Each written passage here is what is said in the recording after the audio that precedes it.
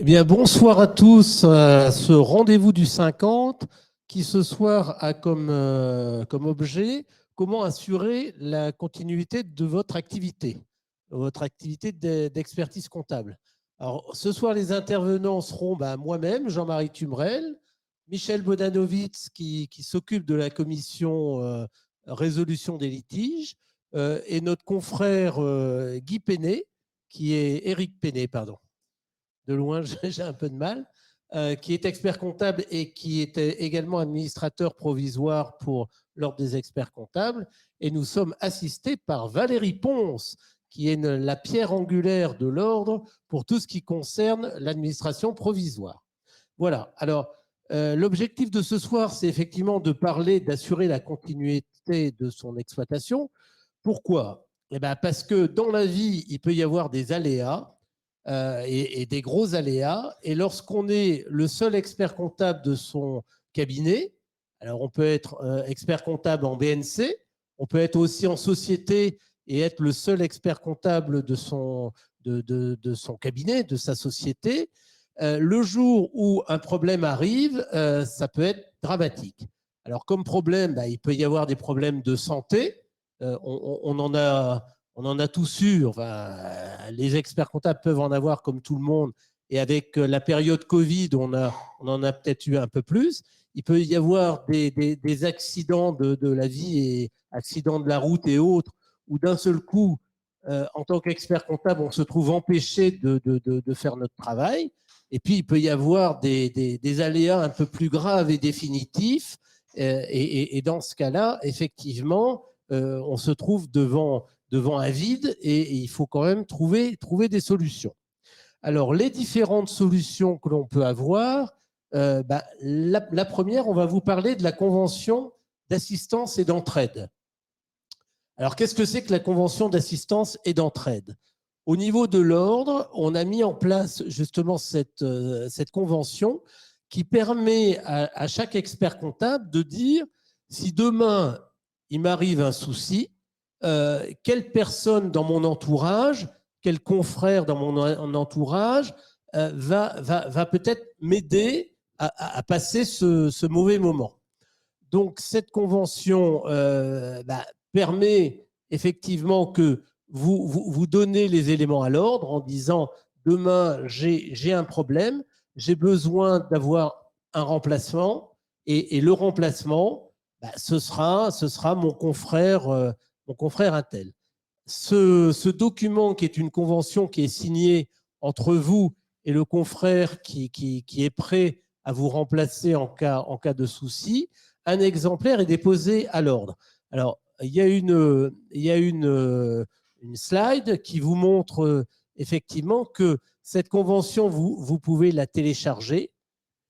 Ce qui est important sur cette convention, c'est peut-être de la revoir de temps en temps, parce qu'on a souvent eu des confrères qui, au moment de leur installation, ont fait cette convention avec une personne, et puis 10 ans, 20 ans après, cette personne est peut-être partie en retraite, peut-être que cette personne n'est plus expert comptable, peut-être que vous vous êtes même fâché avec cette personne et que vous n'avez pas du tout envie que ce soit cette personne qui s'occupe de votre cabinet pendant la période où vous ne pouvez pas le faire.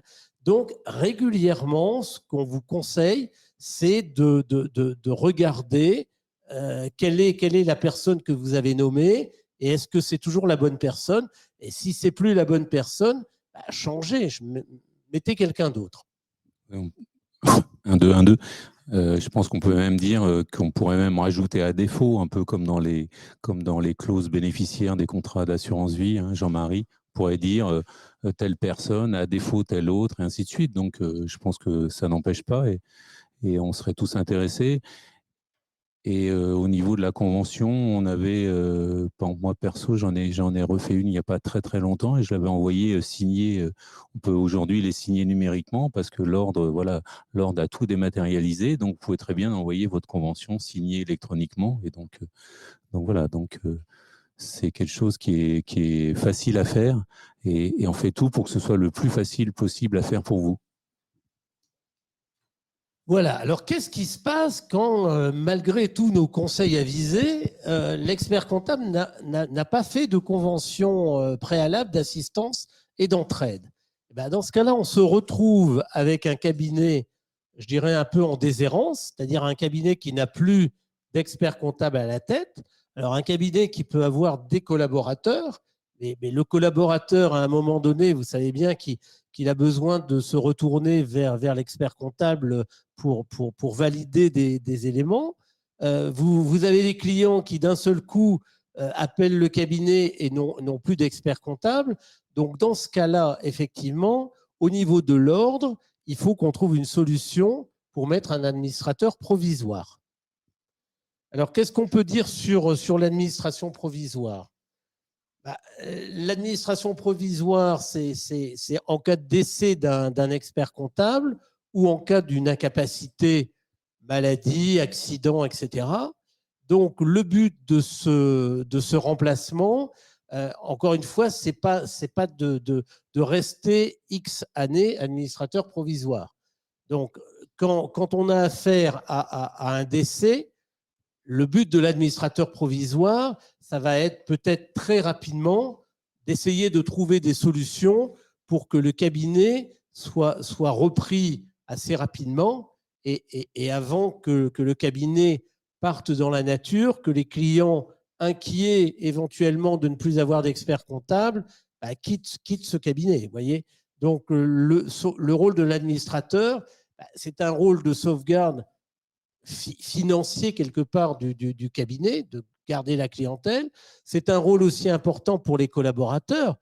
Le collaborateur qui n'a rien demandé, qui se retrouve là, et si d'un seul coup tous les clients partent, il ne va plus avoir son travail à faire.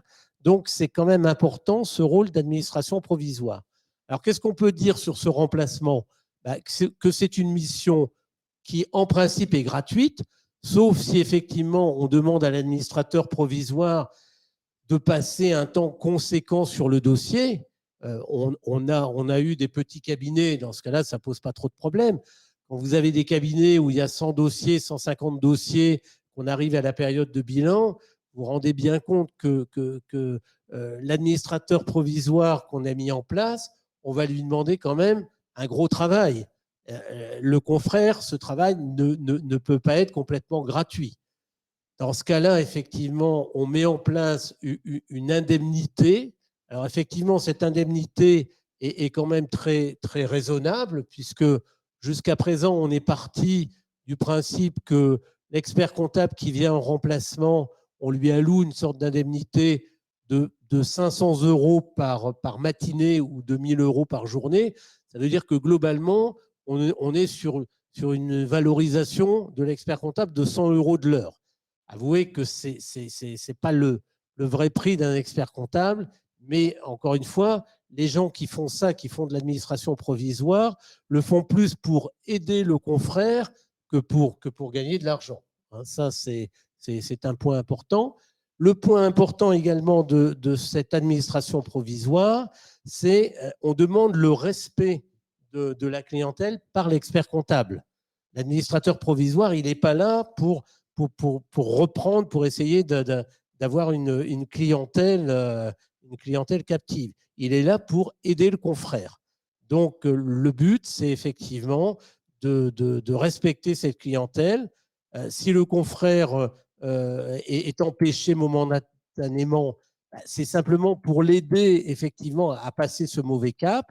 Et si le confrère est empêché, je dirais définitivement, l'administrateur provisoire va être là pour trouver des solutions très, très rapides. Michel, qu'est-ce que tu peux… Moi, en fait, je trouve qu'on est déjà bien avancé dans la problématique. Là, on est dans le curatif, mais franchement, je pense que tous ceux qui nous écoutent, le plus important, c'est d'essayer de faire du préventif. Le préventif, c'est comme l'a dit Jean-Marie, c'est déjà d'essayer d'identifier parmi vos amis, confrères, etc., d'essayer d'identifier un confrère. Je vois qu'il y a des gens dans la salle qui sont arrivés à 2. Éventuellement, si les 2 sont experts comptables, et si vous entendez bien, c'est toujours la meilleure solution. C'est bien mieux d'avoir quelqu'un qui connaît votre famille, qui connaît, voilà.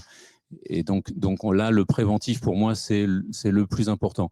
Donc, alors, qui est convention ou pas convention d'ailleurs signée à l'ordre, évidemment que la convention signée à l'ordre, elle nous facilite la vie à nous, parce que comme ça, on sait qu'il y a quelqu'un qui, de toute façon, va être désigné. Mais franchement, dans tous les cas, et vous écrivez ça où vous voulez, sur un papier, si vous voulez, vous dites ça à votre femme, vous signez un papier à votre femme ou à votre mari, mais voilà, mais c'est franchement, je pense que Jean-Marie serait d'accord avec moi, l'administration provisoire, c'est bien, mais si on pouvait avoir du préventif avant, c'est super mieux. Ah ben c'est mieux, c'est mieux. C'est vrai que nous, on préfère qu'il y ait des conventions d'entraide, que le jour où l'expert comptable est empêché, les solutions sont déjà mises en place. L'administration provisoire par l'ordre, c'est un pis-aller.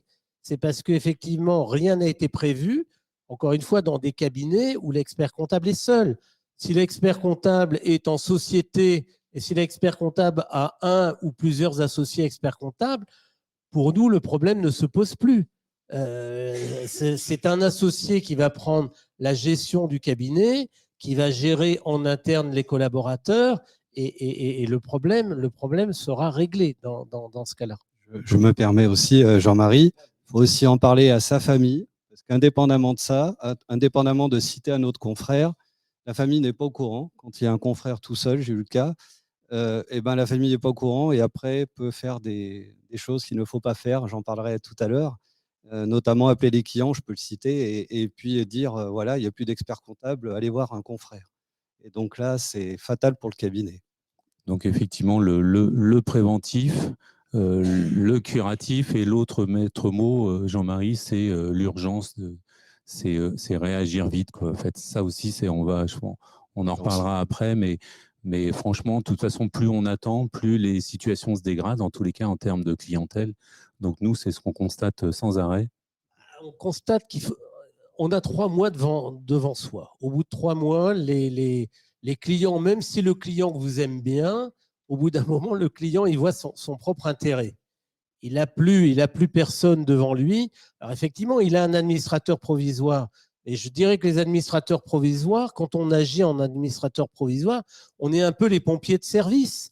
On est là pour régler les problèmes comme on éteindrait un incendie, mais au niveau de la pérennité, de la continuité, on n'est pas là tous les jours. Donc, il faut que cette situation d'administration provisoire ne dure pas éternellement. L'idéal, en général, c'est que ça ne dépasse pas 6 mois. Donc, je vais continuer à insister sur le préventif. Dans le préventif, là, par exemple, puisque je suis là en tant que témoin, donc je suis sur un dossier où je suis administrateur provisoire d'une consoeur. Cette consoeur, en fait, était, on va dire, seule associée expert comptable d'une société d'expertise comptable. Elle est associée avec un non-membre de l'ordre, mais donc être associée avec un non-membre de l'ordre, ça veut dire que en cas d'incapacité du membre de l'ordre, le non-membre de l'ordre ne peut pas la remplacer, puisque toute société d'expertise comptable doit être dirigée par un membre de l'ordre. Et par exemple, ce qui va nous manquer aussi, alors on rentrera peut-être tout à l'heure dans le détail des textes et autres, ce qui va nous manquer aussi, c'est la possibilité d'agir, nous, en tant qu'administrateur provisoire sur une société, ce qui va nous manquer, c'est la possibilité d'agir comme mandataire social. C'est qu'on peut faire tous les actes liés à la gestion du cabinet en tant qu'expert comptable, mais on ne peut pas faire les actes de gestion. En tout cas, c'est les décisions qui ont été prises par le Conseil national au niveau on va dire, de la doctrine sur l'administration provisoire. C'est-à-dire que, par exemple, on ne peut pas convoquer une assemblée, donc c'est compliqué. Donc, par rapport à ça, en fait, si la consoeur, et en plus c'est la consoeur, moi, qui m'a nommé, donc c'était particulier, elle est venue à l'ordre, elle a demandé à un administrateur provisoire, et c'est elle qui a signé la convention, parce que voilà. Mais par exemple, si elle avait fait ce qu'on appelle un mandat de protection future, donc je laisserai éventuellement Jean-Marie décrire ça, mais bon, en plus, c'est pas forcément le but de la réunion de ce soir, mais ce type de mandat qu'il faut aller voir et qu'il faut faire avec soit un avocat et plus couramment avec un notaire, si elle avait fait un mandat de protection future au niveau de la protection, on va dire, de la gestion de ses actions en tant qu'actionnaire, en fait, je pourrais avoir quelqu'un, un administrateur, on va dire, qui la représenterait au niveau gestion en tant que mandataire social de la société. Et ça me faciliterait bien la vie, en fait. Alors effectivement, s'il n'y a pas de convention d'assistance et effectivement, derrière, on peut aussi avoir des désaccords avec les ayants droit de l'héritier qui ne s'entendent pas. Finalement, qu'est-ce qu'on va faire? On va faire nommer, on va faire désigner un administrateur judiciaire qui va prendre la gestion de la société, du cabinet. L'expert comptable, lui, sera toujours le responsable technique, puisqu'il en faut un. L'administrateur judiciaire, lui, ne sera pas le technicien dont on a besoin. Mais encore une fois, vous voyez, ce sont des pis-aller qu'on aurait pu éviter si au départ, effectivement, cette convention d'entraide avait été passée, ou si, comme le dit Michel, à un moment donné, on ait fait cette convention de protection future qui généralement se fait devant un notaire. Et là, vous désignez les gens qui vont s'occuper de votre cabinet, qui vont s'occuper de vos biens, qui vont s'occuper de tout ce qu'on peut s'occuper. Oui, tout à fait. Donc en fait, c'est voilà, super important, vous voyez, qu'à chaque fois on revient, on fait un pas dans la démonstration, on fait un pas en avant et on fait 2 pas en arrière. Le plus important reste quand même tous les problèmes, tout ce qui est préventif. Après, je pense qu'on aura aussi les problèmes, on dira avec mon confrère, c'est Eric, c'est ça? Avec mon confrère Eric, on verra les problèmes de même pratique. C'est que quand on est administrateur provisoire, qu'on arrive dans un cabinet et qu'on n'a pas les mots de passe, et s'il y a personne pour donner les mots de passe, c'est quand même extrêmement compliqué. Donc Valérie, tu pourras nous dire un truc tout à l'heure, je pense, sur ces problèmes-là. Donc aujourd'hui, tous les cabinets sont très informatisés. Donc, arriver dans un cabinet sans avoir accès à l'informatique, même en tant qu'administrateur provisoire, ça relève un peu des travaux d'Hercule. Alors après, si vous avez des questions à poser sur tout ce que l'on va dire, effectivement, n'hésitez pas à les poser. On est en train on les notera au fur et à mesure. Et puis effectivement, le plus simple, ce sera qu'on en discute tous ensemble. Parce que ce qu'on est en train de vous dire, on va essayer de dérouler tout ce qui existe. Mais derrière, si vous avez des cas précis, on est là pour essayer d'y répondre. Alors, qu'est-ce qu'on peut dire d'autre sur l'administration provisoire? Le rôle de l'administrateur, c'est ce qu'on a dit. L'administrateur, c'est un confrère. Donc, il va essayer effectivement de travailler sur votre dossier avec dévouement, en confraternité. Il y a naturellement le respect du secret professionnel. Il est indépendant, impartial.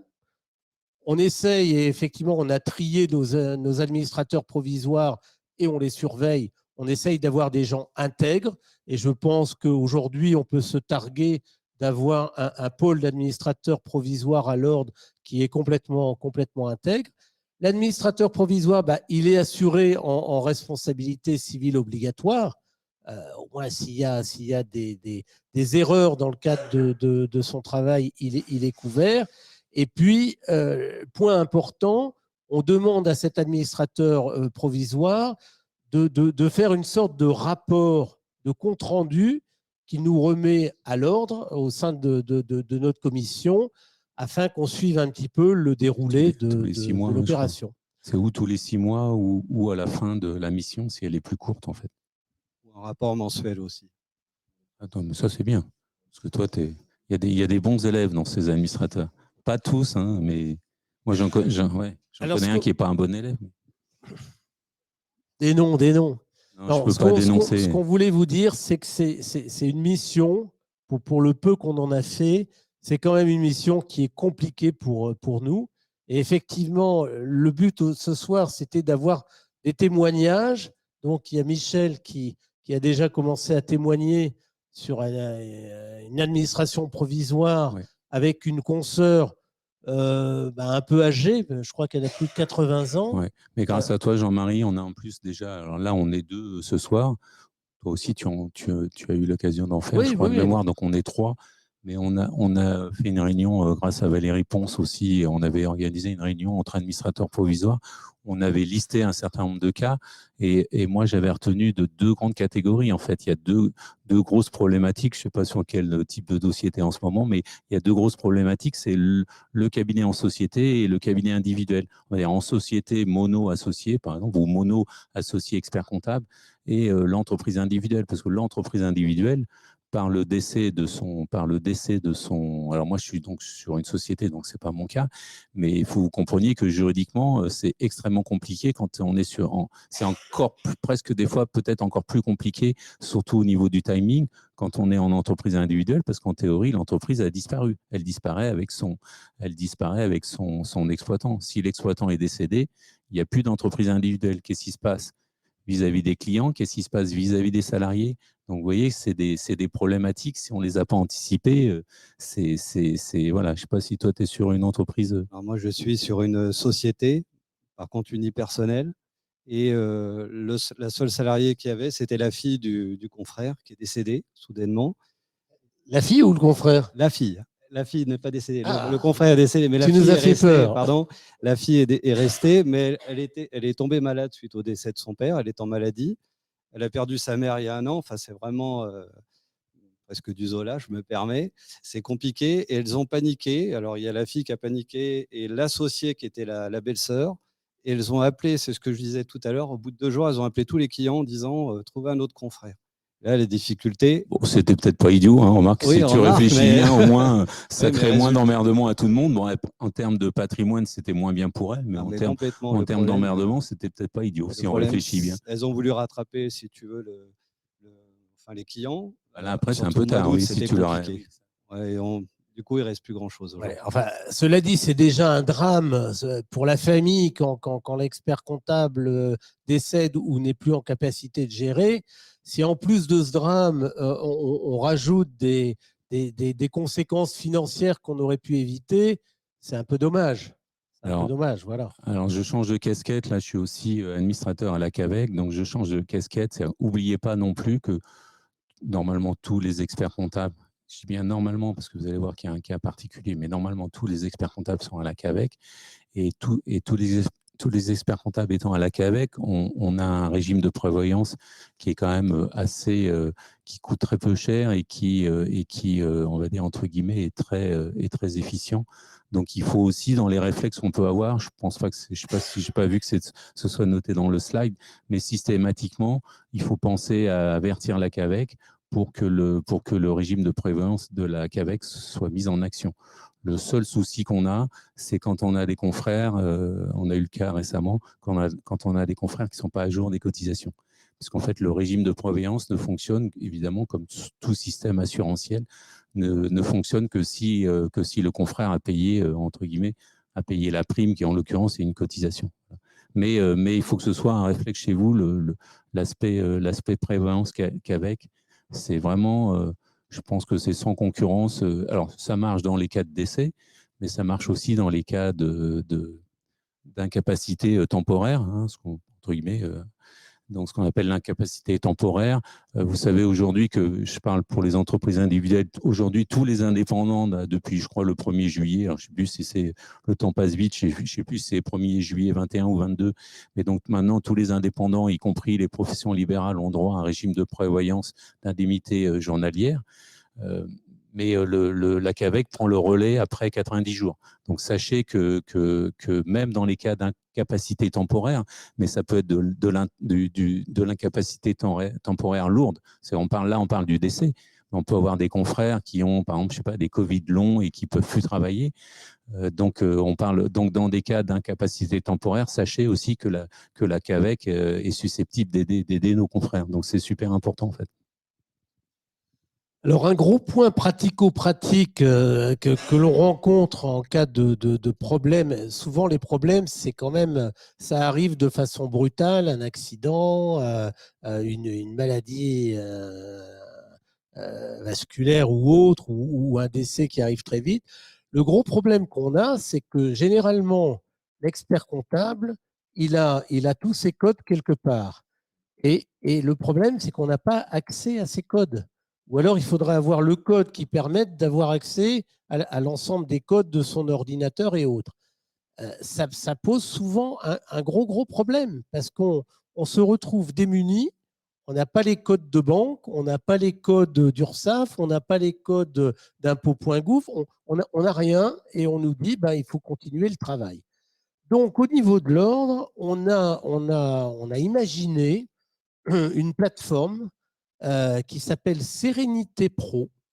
Alors, qu'est-ce que c'est que Sérénité Pro?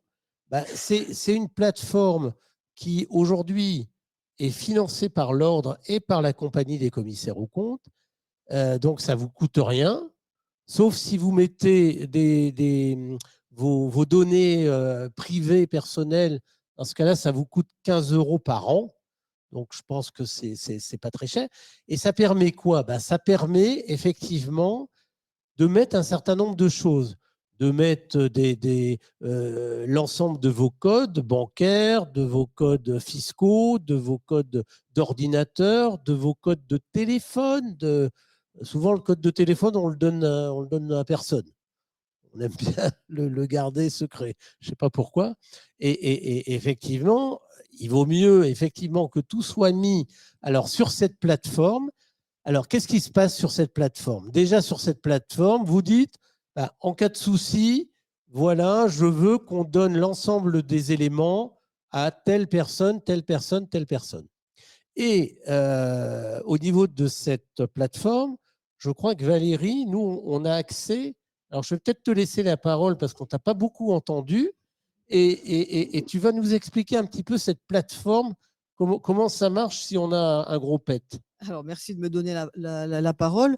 Donc, quelques mots simplement, parce que tu as déjà dit l'essentiel sur ce coffre-fort numérique. Donc, la partie professionnelle, je le répète, est prise intégralement en charge par l'ordre.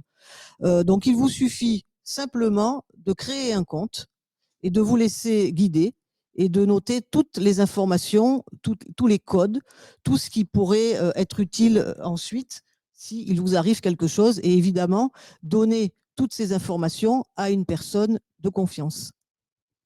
C'est super important et ce qui est super important, c'est de faire des mises à jour régulières parce qu'aujourd'hui, compte tenu des problèmes d'attaque d'attaques malveillantes, etc. et autres, on a tous intérêt à régulièrement changer nos codes et il n'y aurait rien de pire que d'arriver sur une plateforme où on serait censé trouver des codes, mais qui seraient des codes obsolètes. Donc,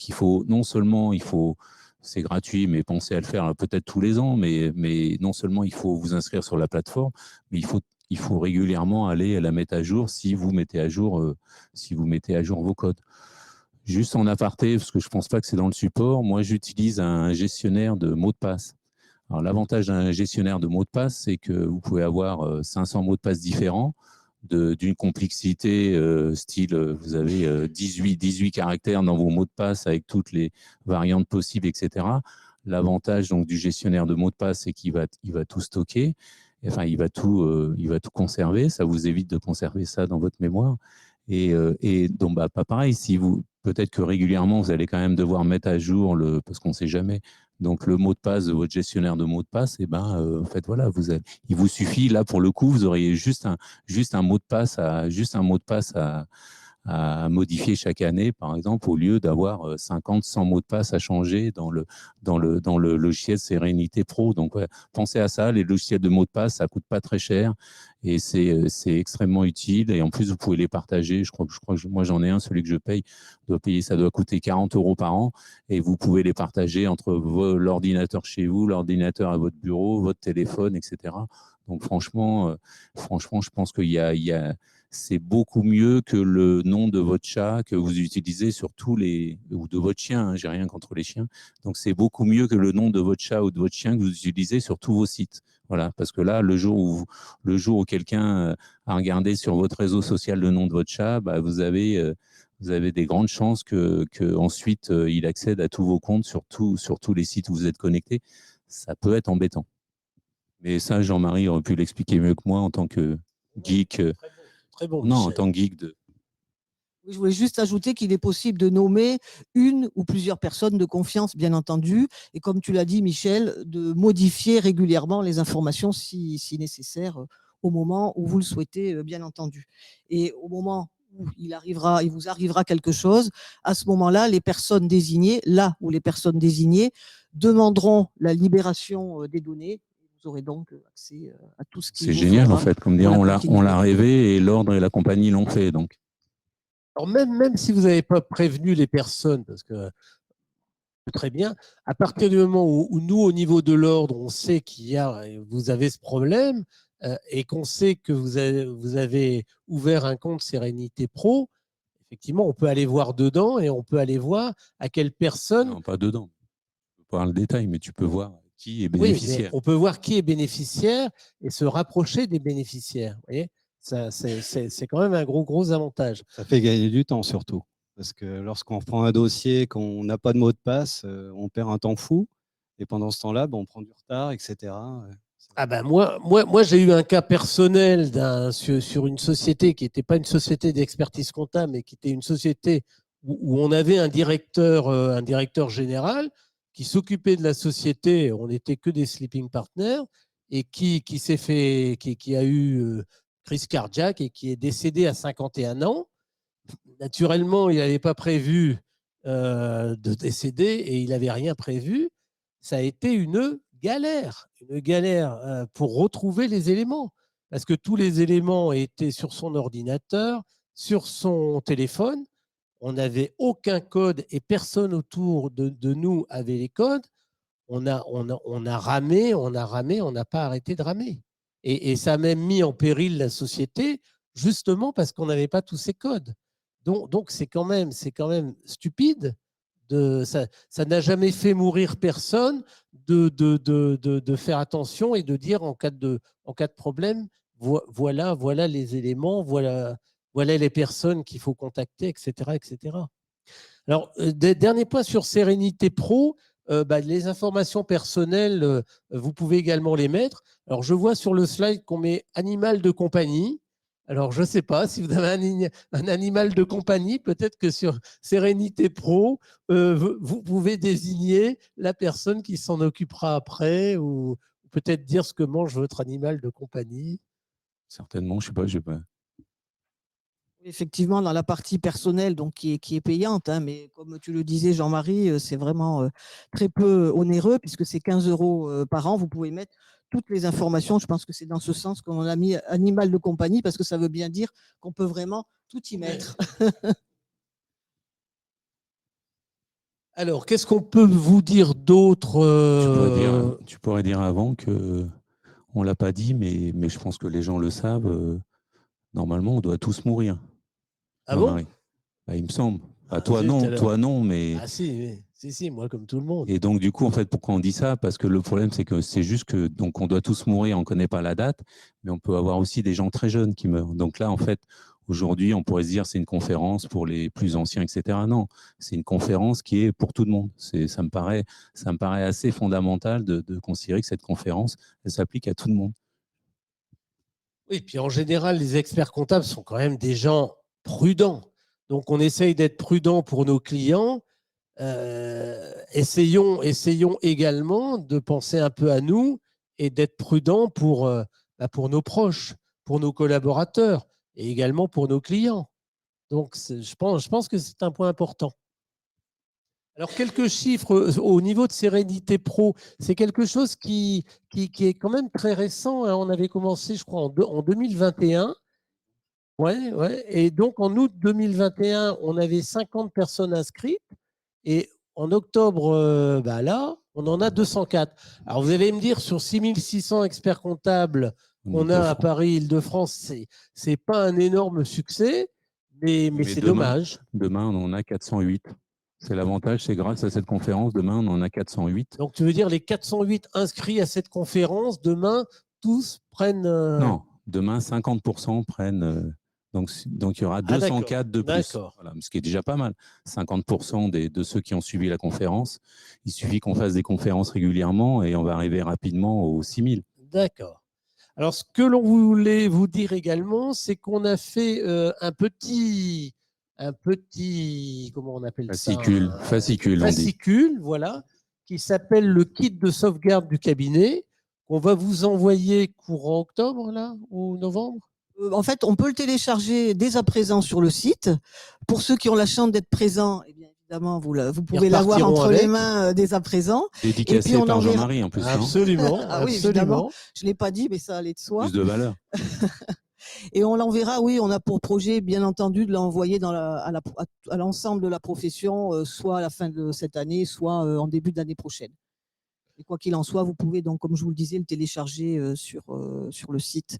Et c'est donc un dépliant, un triptyque qui regroupe tout ce que Jean-Marie et Michel ont évoqué. Voilà, donc il y a un point sur l'organisation du cabinet. On vous rappelle effectivement Cap Performance, où vous avez accès avec votre compte expert, où vous avez plein d'éléments qui facilitent la gestion et qui facilitent également votre poursuite d'activité. On vous parle en deux de l'entraide et de l'assistance.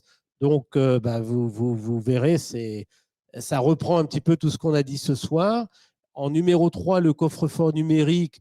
On vous conseille vraiment d'y aller. C'est un peu dommage qu'on ait mis en place cet élément et que quand même peu de gens l'utilisent aujourd'hui.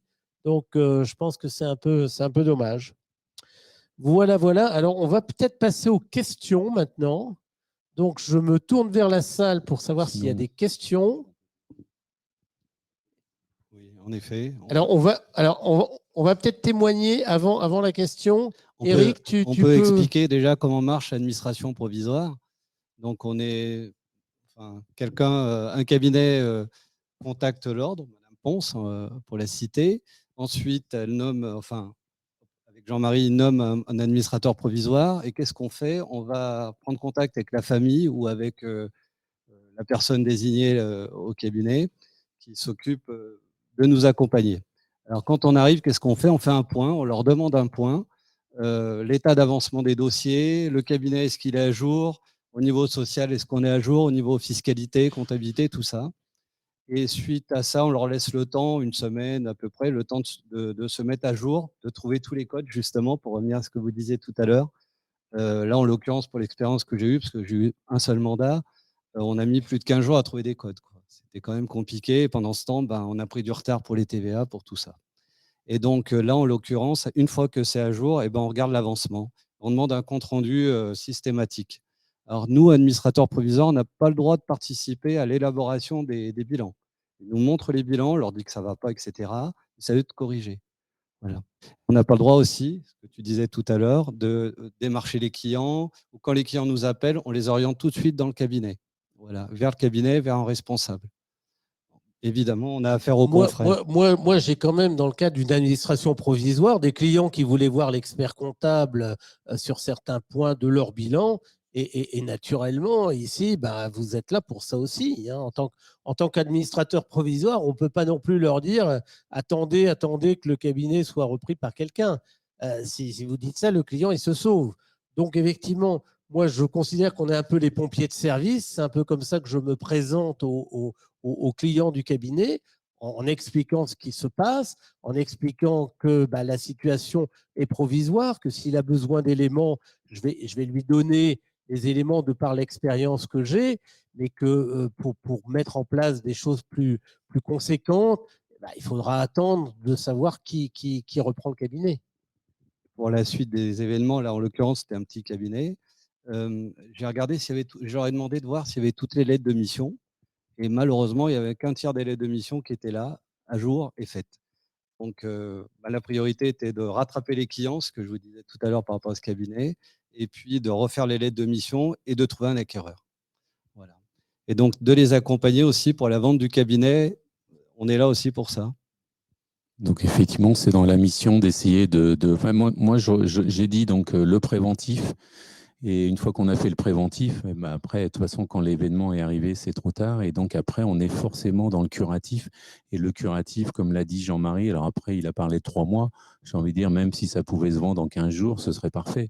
Mais de toute façon, clairement, alors quand c'est des décès de structures dans lesquelles il n'y a pas d'autres associés, Et en tous les cas, ce n'est pas mon cas. Moi, je suis dans une structure où il y a un associé non membre de l'ordre qui connaît bien la clientèle. Donc, on va dire qu'il y a quelque part une forme de pérennité dans l'exercice. Mais quand vous êtes sur une structure où il n'y a pas, on va dire, il y avait un seul expert comptable, en général, la taille moyenne des cabinets, si on regarde les stats, je crois qu'en gros, c'est un expert comptable, 5 collaborateurs et une assistante. En gros, voilà, on est sur des cabinets de 6-7 personnes. Bah, un cabinet de 6-7 personnes, quand l'expert comptable n'est plus là, c'est une catastrophe. Comme l'a dit Jean-Marie, en fait, moi j'appelle ça le degré, entre guillemets, de résistance du client. Et le degré de résistance du client, il est variable en fonction de plein de critères, mais de toute façon, il n'est pas infini. Quand je veux dire par là, le degré de résistance, c'est au bout de combien de temps il va quitter le cabinet. Donc ça peut être, il y en a, ils vont quitter le cabinet au bout de 8 jours, parce qu'il est hors de question pour eux, puis quelque part, l'expert comptable est un prestataire de service comme un autre, et puis il y en a d'autres qui vont rester beaucoup plus longtemps parce qu'ils sont habitués, parce qu'il y en a, ils n'ont même pas fait attention qu'il y avait plus l'expert comptable. OK, mais de toute façon, par contre, c'est jamais infini. Donc, comme dit Jean-Marie, on est presque sur des schémas, au bout de 3 mois, on peut avoir perdu 70-80% de la clientèle. En fait. Alors, non seulement on perd beaucoup de clientèle, mais le gros souci qu'on a souvent, c'est que derrière, il ne va pas y avoir de service après-vente. Quand l'expert comptable est vivant et cède son cabinet, généralement, il y a une période d'accompagnement, il y a une période où il y a une sorte de garantie aussi, de garantie d'actifs par rapport à la clientèle que vous cédez. Et c'est pour ça qu'on cède sur un certain coefficient. Là, on se retrouve avec des clientèles à céder où derrière, on va donner 0 garantie. Donc, effectivement, la personne qui va reprendre, finalement, doit tenir compte de ce risque dans la proposition financière qu'elle fait. Mais ça, et généralement, on n'est pas du tout sur les mêmes propositions financières. Et ça pose un problème, hein, Jean-Marie. En fait, je crois que vraiment, on ne se rend pas compte du facteur presque même humain. J'ai eu il y a quelques années un confrère et ami qui est décédé. Il est décédé, mais il était d'abord très malade. Il a souhaité vendre son cabinet tout seul. Il était passé par des intermédiaires, etc. Il voulait un certain prix de son cabinet. Je ne vais pas rentrer dans le détail, mais il voulait un coefficient supérieur à une année de chiffre d'affaires, etc. Qu'il avait presque obtenu, parce que de toute façon, il y a un gros déséquilibre entre l'offre et la demande, ça on le sait. Sauf que la consoeur qu'il avait approché, donc qui faisait ce qu'on appelle, Jean-Marie, pas un audit confraternel, mais là, un vrai audit. Donc la consoeur qui faisait un vrai audit, qui était une jeune consoeur, etc., qui s'était rapprochée de lui, comme il est décédé et que ce n'était pas prévu qu'il décède finalement si vite, quand il est décédé, elle a complètement paniqué et tous les accords qu'ils avaient pu prendre avant, elle a dit non, moi c'est fini, je ne veux pas prendre le cabinet. Donc ce qu'essaye d'expliquer Jean-Marie, c'est qu'on n'est pas sur des schémas de cession normaux. Hein. Je pense qu'il faut, et même ceux qui envisageraient parce que nous, à l'ordre, comme dirait, on est ouvert. Hein, si on a connaissance de confrères, on a Bye Bye pour ça, hein, Jean-Marie, tu peux en parler absolument. un petit peu. C'est le site de l'ordre pour céder son cabinet. Donc, effectivement, on peut. En général, on essaye que ça se fasse de bouche à oreille. L'expert comptable qui décède, il peut avoir quelques confrères autour qui ont vent de ce problème et qui vont être intéressés parce que c'est une clientèle géographiquement qui n'est pas loin et c'est le meilleur des cas. Mais c'est vrai que si, au bout d'un moment, si on ne trouve personne, on peut effectivement passer par Bye Bye. Encore une fois, c'est pour essayer de sauver les meubles, hein, sauver ce qui peut l'être. Oui, mais donc je redis que la problématique, c'est que racheter une clientèle comme ça, c'est effectivement pas question de dire « Ah ouais, non, mais moi, je veux… non, mais je ne suis pas d'accord parce que les encours, machin… » Non, là, on n'est pas sur cette problématique-là. Il faut bien que vous compreniez, on est sur une situation d'urgence peut-être que vous allez reprendre des comptabilités, enfin, vous allez reprendre des dossiers sur lesquels la comptabilité n'a pas été… Finalement, le confrère, sa technique, c'était, il faisait la TVA sur une bande machine et puis il faisait la comptabilité une fois par an. On n'en sait rien, vous ne savez pas. Donc, il ne faut pas croire que vous allez vous dire « Ah ben non, mais moi, je ne suis pas d'accord » ou alors « Je vais changer le prix » comme ça. Non, ça ne marche pas comme ça. C'est-à-dire que le but, quand l'ordre intervient, et donc quand l'ordre intervient là-dessus, tu es d'accord, Jean-Marie, nous, ce qu'on veut, c'est que les ayants droit n'aient pas de soucis, parce qu'il ne faut pas non plus que les gens soient poursuivis en responsabilité civile ou autre, ils ont autre chose à faire. 2, on veut que les collaborateurs soient repris, si possible. Mais c'est pareil, celui qui va reprendre, il va reprendre des collaborateurs, entre guillemets, en l'état. Hein. Des collaborateurs, il y en a des bons et il y en a des moins bons. Donc, voilà. Donc, il faut accepter la règle du jeu. La règle du jeu, c'est de dire il faut que ça aille vite avec des risques. Donc, évidemment, le prix en tiendra compte, mais ce n'est pas toujours une bonne affaire. Penser qu'acheter un coefficient faible, c'est une bonne affaire, ce n'est pas forcément une bonne affaire si vous intégrez le fait derrière qu'il faut remettre à jour des comptas sur 1 an et ainsi de suite. Donc, c'est la règle du jeu. Voilà, il faut juste le savoir. Donc, ne pensez pas que c'est la super affaire du siècle. Excuse-moi, Michel, je me permets d'insister pour les lettres de mission quand même, parce que ça engage quand même le client avec le cabinet. Et puis quand elles font défaut, ils peuvent partir du jour au lendemain. On peut pas les… Oui, alors moi, honnêtement, je ne me battrais pas pour refaire les lettres de mission. Il vaut mieux refaire les lettres de mission avec le nouvel expert. Parce que déjà, faire une lettre de mission avec un nouvel expert, déjà, donc refaire les lettres de mission avec l'ancien, d'abord, qui n'est plus là, moi, honnêtement, je ne me bats pas. Mais bon, chacun… Après, si les lettres de mission ont été faites par la société, si le confrère était en société, elles sont toujours valables si le confrère repreneur reprend les parts. Etc. Et souvent, le confrère repreneur, il a plutôt envie de reprendre la clientèle, ne sachant pas comment l'ancien confrère a géré son cabinet. Est-ce qu'il n'y a pas un risque de passif fiscal, de passif social? Pourquoi pas les parts non plus? C'est très compliqué. C'est compliqué, voilà. En tous les cas, voilà, c'est pas simple. C'est pas simple. C'est pas, voilà. Je crois que Jean-Marie, tu as un cas où tu es administrateur provisoire d'une consoeur, où il y a une consoeur qui a fait une étude et puis combien de temps ça a pris? Oui, alors moi j'ai un cas d'un de nos confrères qui malheureusement est décédé il y a peu de temps, qui avait déjà mis son cabinet en cession avec un intermédiaire, donc qui voulait le céder d'une façon un peu, je dirais, traditionnelle. Une jeune consoeur qui effectivement avait fait l'audit et l'ensemble des opérations. Mais je crois que la consoeur, après, n'a pas compris que derrière, le confrère n'étant plus là, il n'était pas question qu'on parle d'assistance pendant une année, de garantie, etc. Il n'était plus là. Et je pense que derrière, elle a paniqué. Alors nous, on a attendu 1 mois, on a attendu 2 mois parce que l'affaire était en cours. On s'est dit, bon, bah, si c'est en cours et qu'il ne reste plus qu'à signer la cession, on va attendre. Et on a attendu 1 mois, on a attendu 2 mois.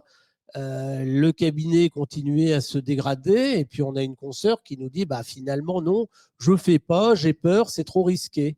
Et on a perdu 2 mois. Oui, mais donc c'est pour ça qu'on insiste aussi sur le délai. C'est-à-dire que la réaction est de l'ordre, et donc là-dessus, Valérie, je pense qu'on fait très très bien le job, mais et la réaction de l'ordre et la réaction de la famille.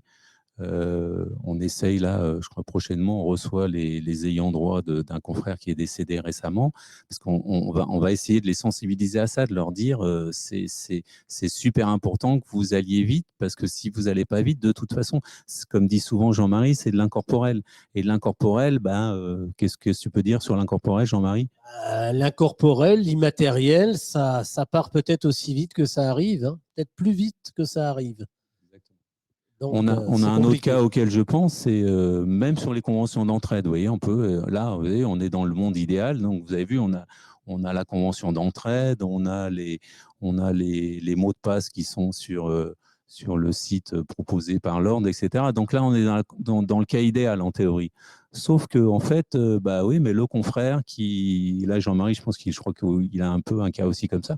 Le confrère qui a signé la convention d'entraide, finalement, il dit, ouais, mais moi, c'est gentil, mais moi, gérer un cabinet de 10-15 personnes, j'ai pas le temps, machin, je m'étais pas rendu compte que ce serait à moi de le faire.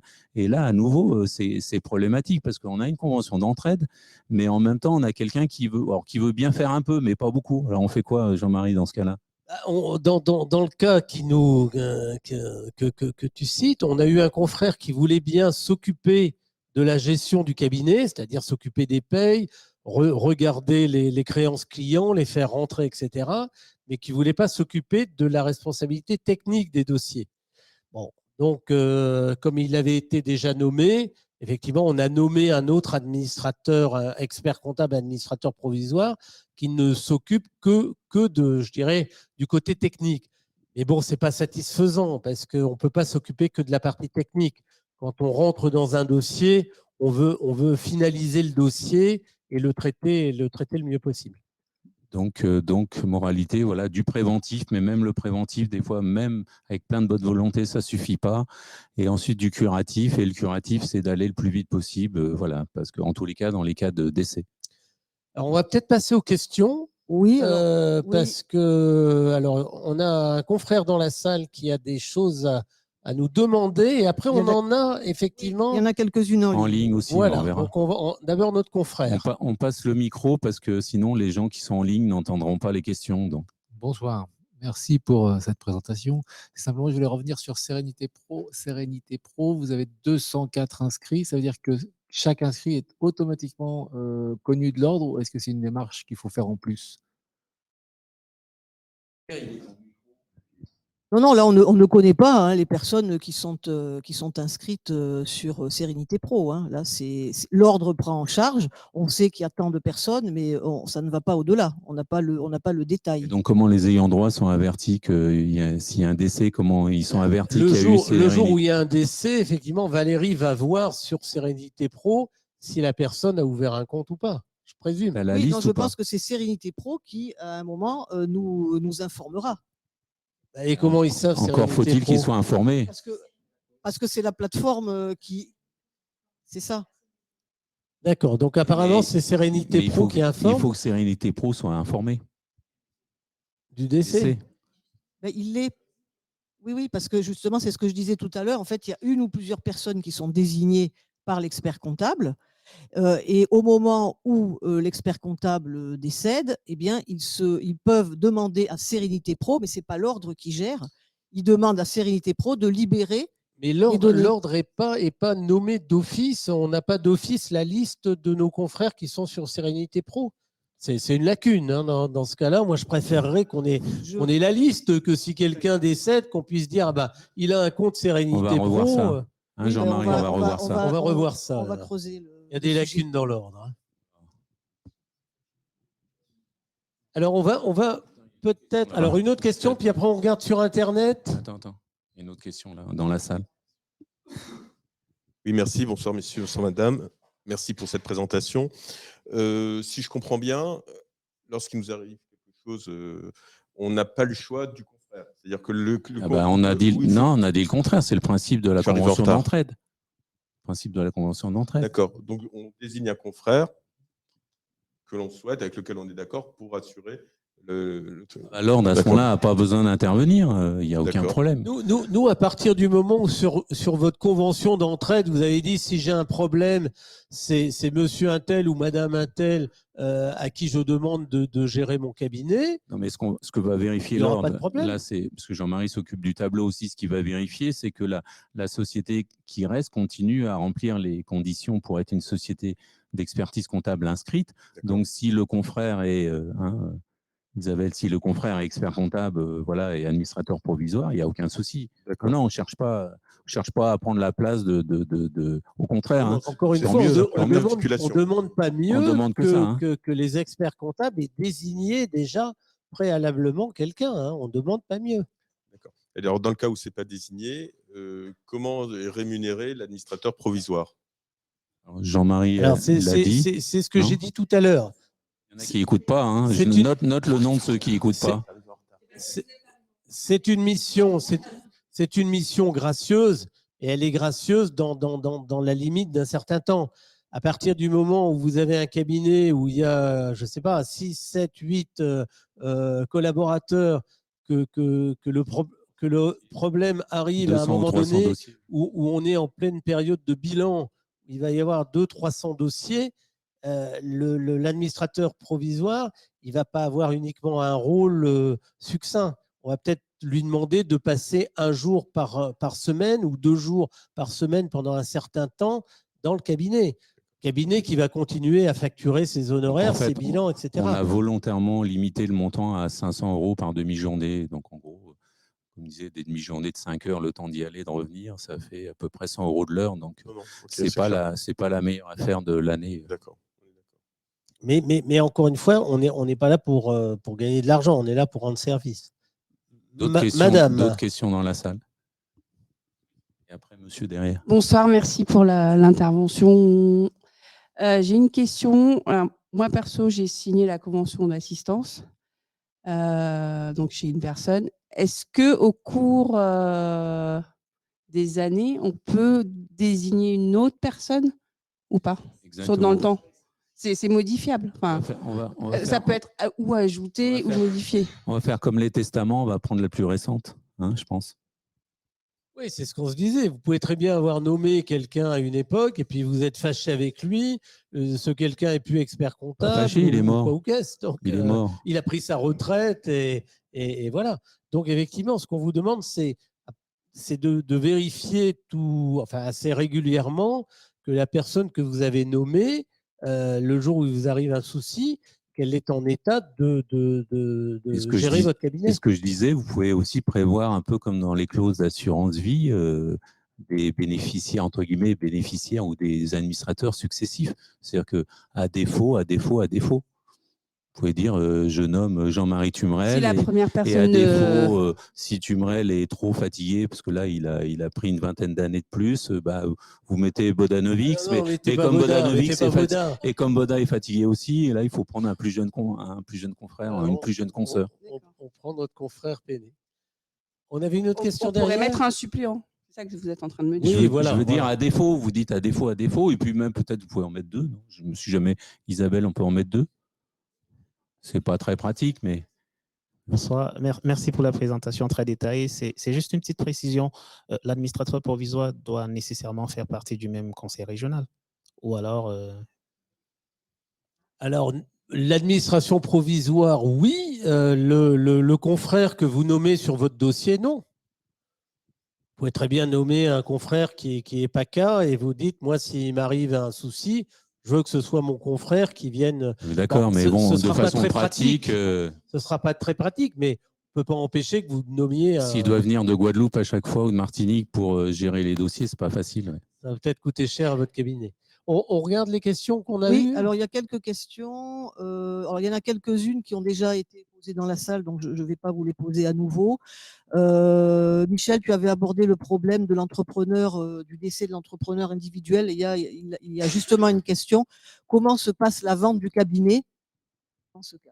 Est-ce qu'on a une réponse à apporter? Alors, je sais que dans la Réunion, donc moi, je n'ai pas eu ce cas-là, mais dans la Réunion, alors là, c'était encore pire. Il expliquait qu'il fallait vraiment aller encore beaucoup plus vite, puisqu'en théorie, même les comptes bancaires et tout ça devraient être bloqués normalement.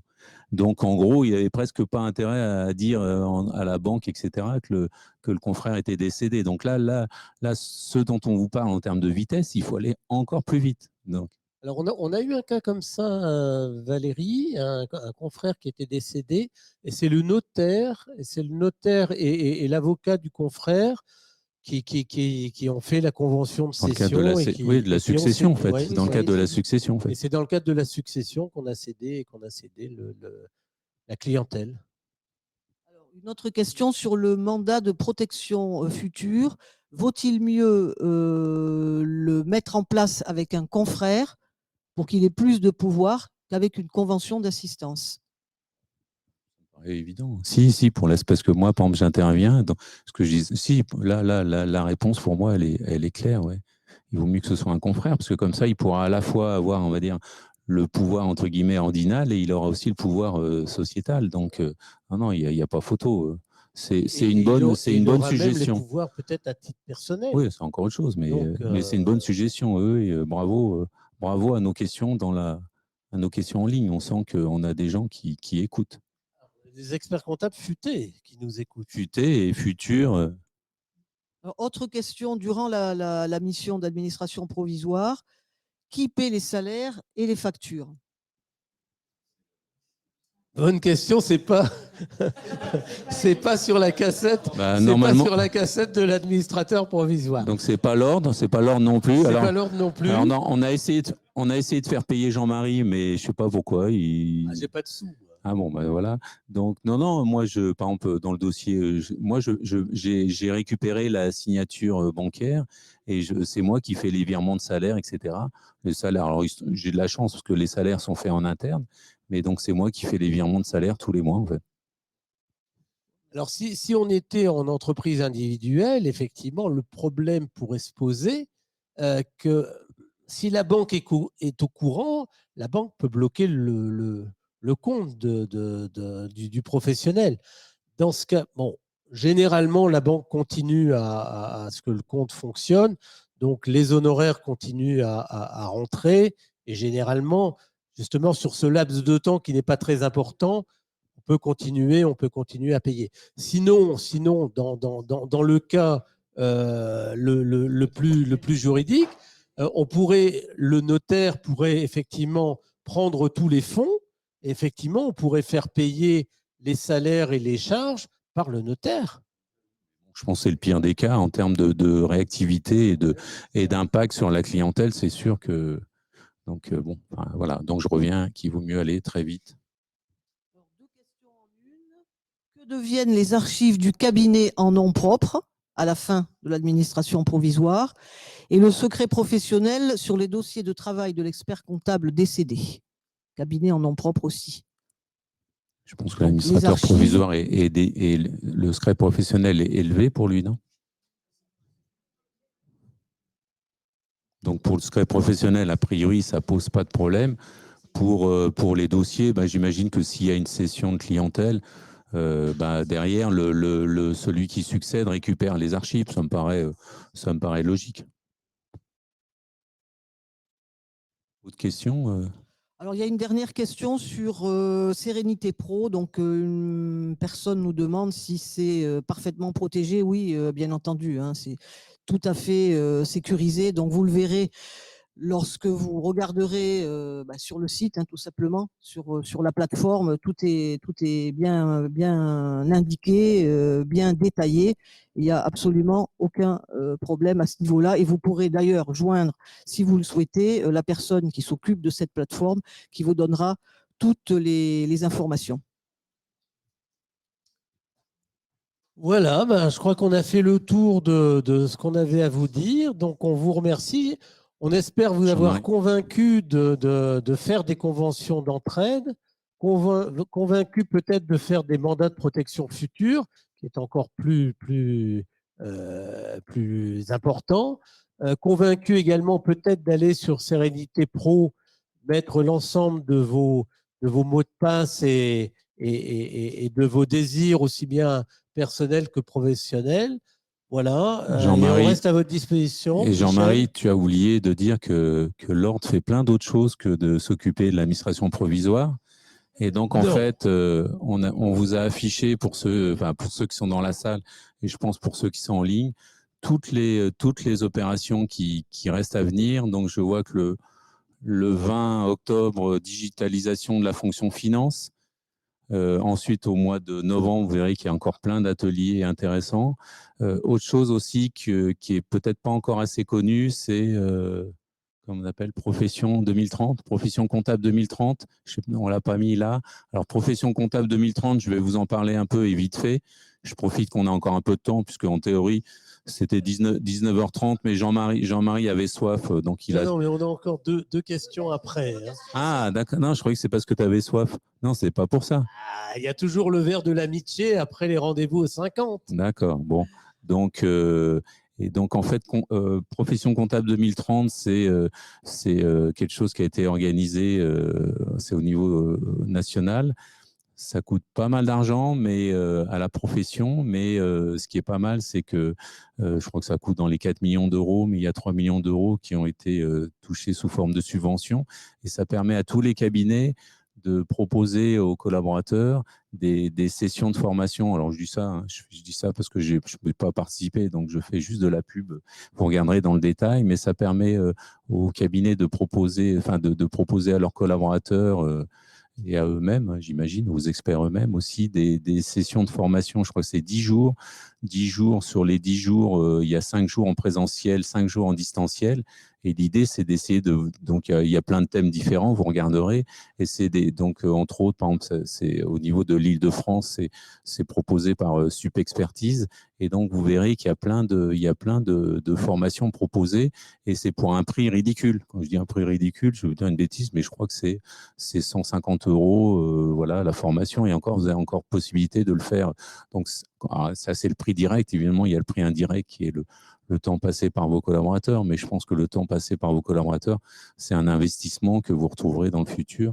Et donc voilà. Donc, et vous pouvez en plus, quand je crois que les cabinets de moins de 10 personnes peuvent faire financer ça par leur OPCA. Donc, on est vraiment sur des coûts à la journée qui coûtent quasiment rien. Donc, on vous invite vraiment à regarder Profession comptable 2030. Voilà, c'était la pub du jour. Mais je pense que, enfin, voilà, vu les prix en jeu, c'est de la pub, c'est presque du don. C'est pas de la pub, c'est du don. Hein, Jean-Marie? Et puis pour Michel, t'as le fait quelque 25 chose novembre, il y a Boost ton stage. Parce que… Ah non, tu n'es plus Pas stagiaire. moi. Ah, pardon. Non, mais Profession comptable 2030, c'était pour toi. 2030, tu seras jeune. J'espère que je ne serai pas mort. Tu seras jeune inscrit. Alors, on va revenir sérieux de 2 secondes et terminer sur les questions. Oui, il y en a encore 2 qui sont, je pense, pour lesquelles les réponses devraient être assez rapides et simples. Un seul expert comptable peut-il signer plus qu'une convention? Alors là, je n'ai pas compris. Ouais, moi… Et un expert comptable veut signer plusieurs conventions. C'est-à-dire, est-ce qu'il peut être désigné par plusieurs confrères? Ah oui, bien sûr. bah oui, bien sûr, oui. bien sûr. Normalement, ils ne vont pas tous Alors, décéder en même temps. Voilà, en espérant que tous les confrères ne meurent pas en même temps. C'est un problème statistique, en fait. Ou à moins qu'ils les tuent tous, mais là, ça pose d'autres problèmes, en fait. Et enfin, dernière question. La personne désignée peut-elle être une personne non inscrite à l'ordre? Alors là, je pense vous avez déjà la réponse. Hein. On se bat suffisamment contre les non-membres de l'ordre pour pas faire en sorte que ce soit un non-membre de l'ordre qui vienne gérer un cabinet d'expertise comptable. Clairement, oui. Et encore, oh, quel succès! Peut-on choisir un expert comptable comme administrateur s'il n'existe pas de convention, ou est-ce que c'est obligatoirement l'ordre qui le désigne? Non, je pense que non, mais réellement, le but de l'ordre, ce n'est pas d'imposer des administrateurs.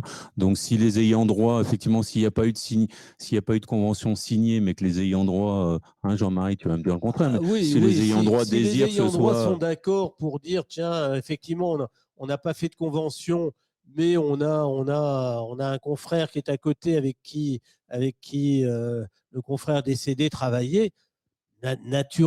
Nous, encore une fois, l'administration provisoire de l'ordre, c'est vraiment en dernier recours, quand on ne peut pas faire autrement. Quand les parties peuvent faire autrement, on est ravis. Il y a enfin un de vos confrères qui a, semble-t-il, une excellente idée, puisqu'il dit, ne faudrait-il pas prévoir dans l'espace pro une case pour indiquer que l'on a un compte sur Sérénité Pro? Voilà, ça c'est une bonne idée. Ça, c'est une bonne initiative du confrère. Alors, on va le noter, Julien qui est à l'écoute. Voilà. Il manque juste une coche. Ou peut-être sur l'appel des cotisations. Oui, aussi. Oui, tu as raison. Aussi. Non, mais comme on a tous un compte, on a tous un espace pro là au niveau de l'ordre, bah oui, c'est une bonne idée. Ça peut être aussi lié à l'appel de cotisation, mais il faudrait voir avec le supérieur, ça c'est plus compliqué, alors que là, c'est le régional qui peut ajouter la coche, donc c'est super ça. Ouais, une super idée, ouais. Bah, on a que des bons en ligne aujourd'hui. Voilà, donc c'était incroyable. La dernière information. Bon, bah écoutez, on remercie tous les confrères présents ici, et ils sont quand même déjà nombreux. Donc, on va boire le verre de l'amitié avec eux.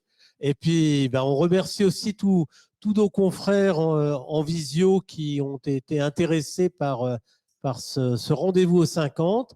Et puis, on vous donne rendez-vous très bientôt pour d'autres rendez-vous aux 50. D'autres aventures. Merci beaucoup.